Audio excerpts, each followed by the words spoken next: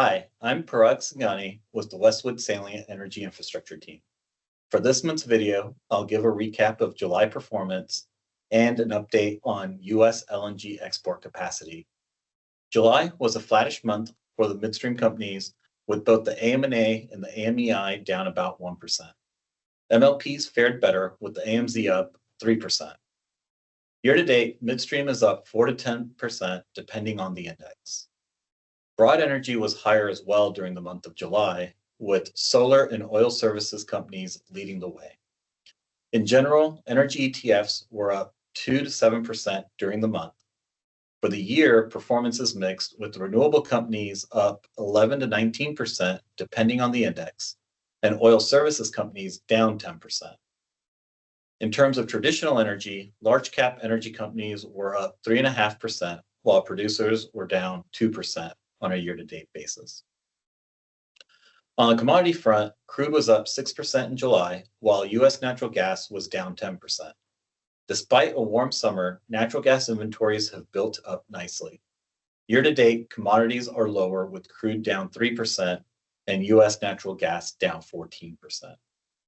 On midstream specifically, MLPs and Canadian companies were up about 1.5%, while U.S. C Corps were down marginally.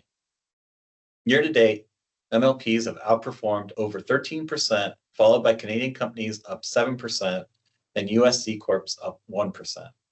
We continue to believe we are in a long-term growth cycle for energy infrastructure and want to briefly focus on growing LNG capacity.